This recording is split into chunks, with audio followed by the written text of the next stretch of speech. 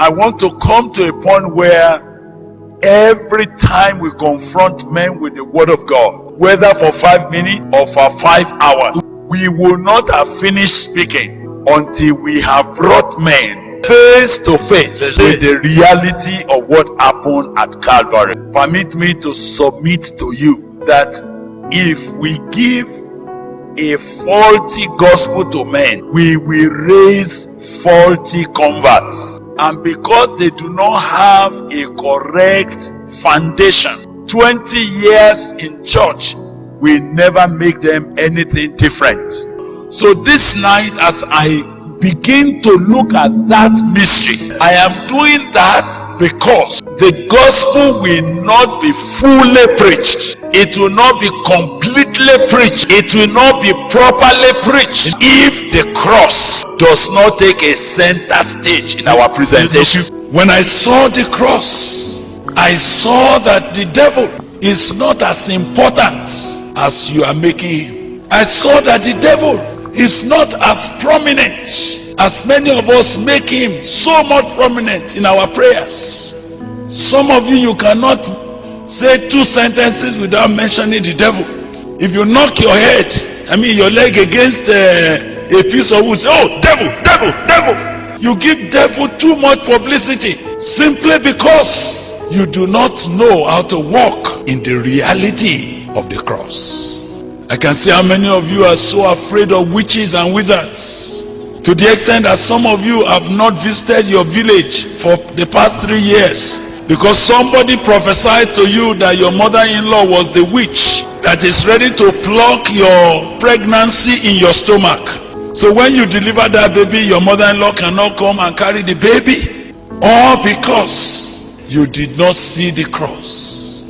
The cross, the preaching of the cross, is the point at which authentic power is released into the life of people. Whereas the devil tries to blackmail the cross as if the cross is a problem. If somebody has a very difficult marriage and he has tried to settle with his wife and he could not, when we want to counsel him, say, brother, everybody has to carry a cross. Just accept that that woman is your cross. Now that is a blackmail of the cross. The cross is not a problematic marriage. The cross is the wisdom of God. Actually, the cross is a mystery, is a secret wisdom that beats arms down all the strategies of the devil. May I announce to you that the cross is the place where the tyranny of Satan over mankind was destroyed. The cross was where the spirit of poverty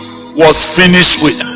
The cross was the place where all the accusation the enemy has accumulated against us was discarded.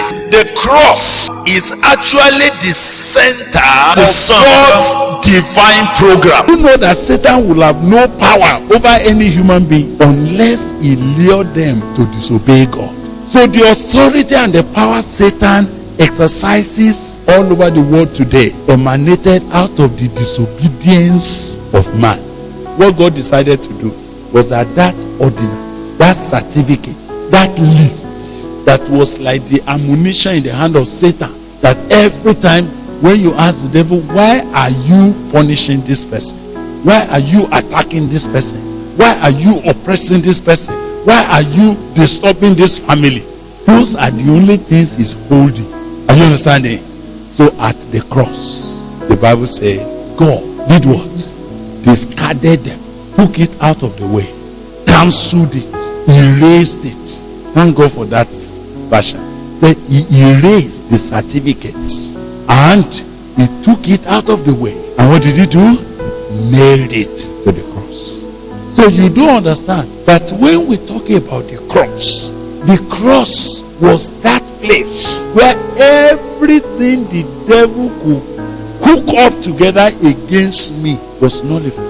In fact, if there's any contention now, and I know that very much in my own heart as a person, but I want to know much more of that power. If there's any contention now, and if you have known what Jesus did at the cross, you can actually call Satan and say, Satan, come, prove your case against me. What gave you the right to think you can afflict me? The devil will go check all his archive, check all his record.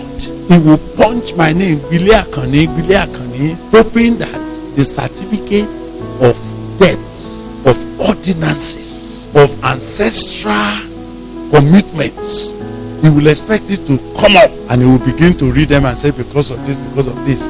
But unfortunately for Satan, because of the cross, when he punches my name, Gbile Akanni, Gbile Akanni, Gbile Akanni, what jumps up is blank. Blank. The cross takes away from Satan the power to accuse me. So you see, when we begin to understand what Jesus accomplished at the cross, we have already stepped on a ground where deliverance is compulsory. It is the center. Everything from Genesis was looking forward to the cross, and everything from when the cross took place all through to the end of the Bible were only looking back on the cross. The law of Moses, they all ended at the cross.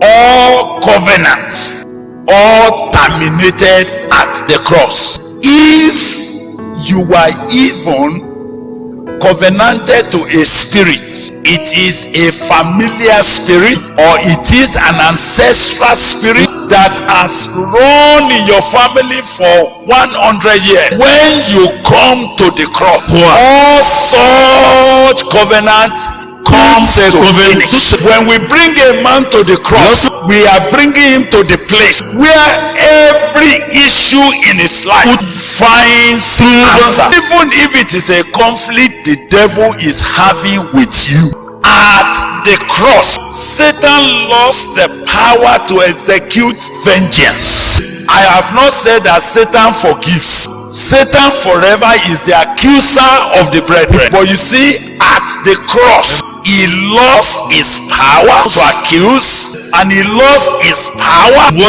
punish you. He lost his power to subdue you. This is why Satan will not be at ease for us to tell the story, for us to preach the cross, because that was where he lost it all. Whenever people talk about devil and demons, and they say, oh, he is coming, that he is going to oppress you, and that you need a special prayer, you will notice that there is one matter they have omitted. What have they omitted? They have omitted the cross. The only thing the devil has regretted, for which he could never recover, was that he crucified the Lord of Lords. Unfortunately for the devil, fortunately for me, the cross has taken place. The cross was one matter that finished every hold of Satan upon mankind. The cross was not an afterthought. It was not a mistake. It was a divine plan. Why did God establish it? It was for our glory. And we cannot bring men to experience the glory if they will not experience the cross. I have come to discover you can do endless deliverance ministration for a man for 10 years. You could cancel a man from a sinful habit for 10 years, and it will be an endless sacrifice. But bring that same man to the cross and let him see something finished. From that day forward, you find a man who is free. From that moment forward, you find a man who is released. You find a man who is living victoriously above sin. When Jesus was talking to Nicodemus, the man was saying, how can a man be born again? The only answer that Jesus pointed to him was what? Do you remember? He said, as Moses lifted the serpent on the tree, even so must the Son of Man be lifted up, that whosoever will believe will not perish. So the answer of how can a man be born of the Spirit, there is not a clear answer until you point men to the cross. The exchange of the old nature for the new life only became possible at the cross. But in John 12, Jesus spoke a very clear word which I want you to bear in mind as I go away.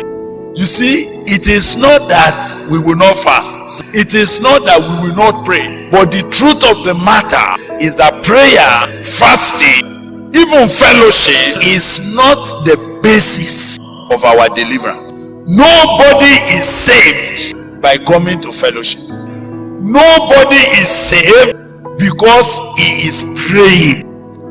Nobody is saved because of excessive fasting. I was very zealous but not free. I was very prayerful, but the issue never finished. Inside the heart is there. But the day I saw Jesus, the day I saw the cross, oh my God, something fell off. I jumped up, but I ran around. I said, I'm free. And I've been free.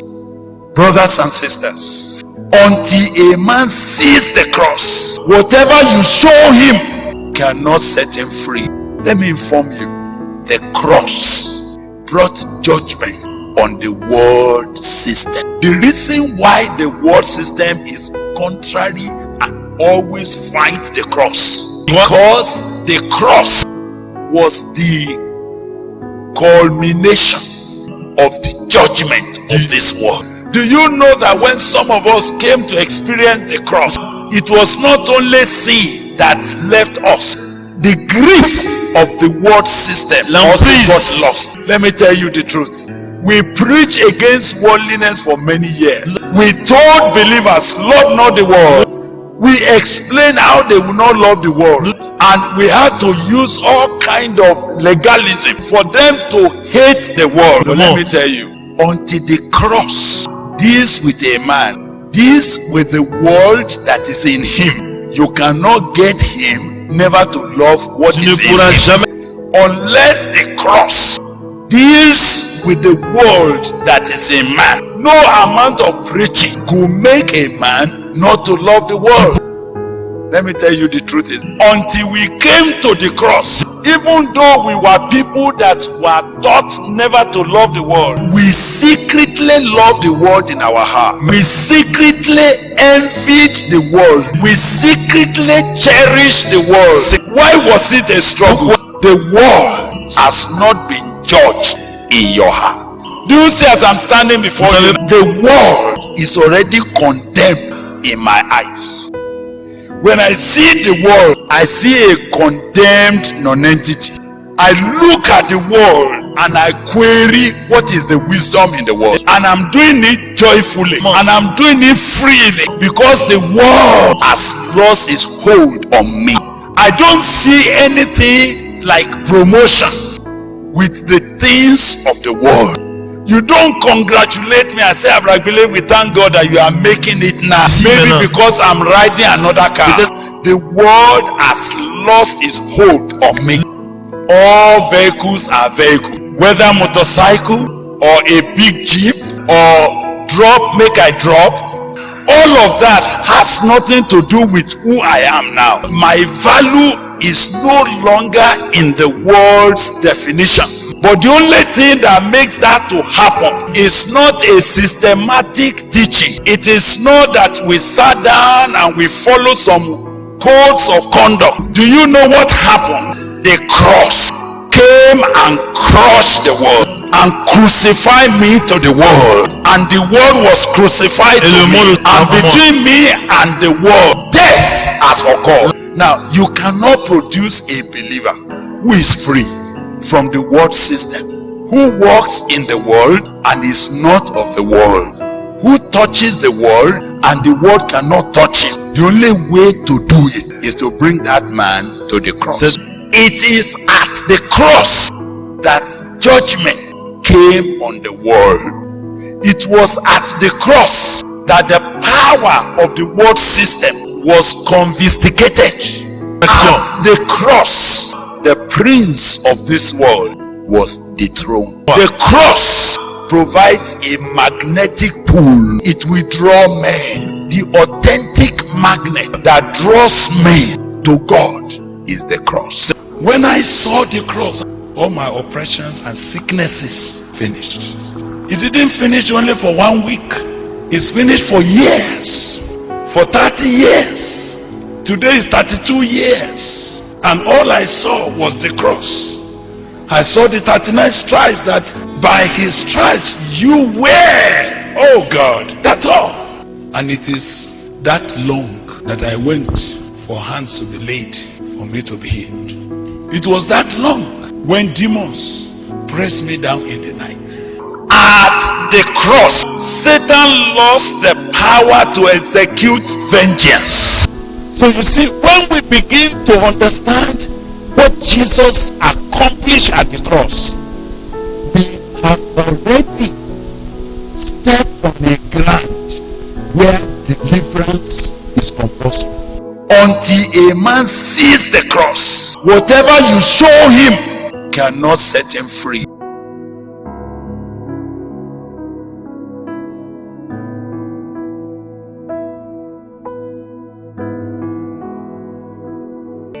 At the cross.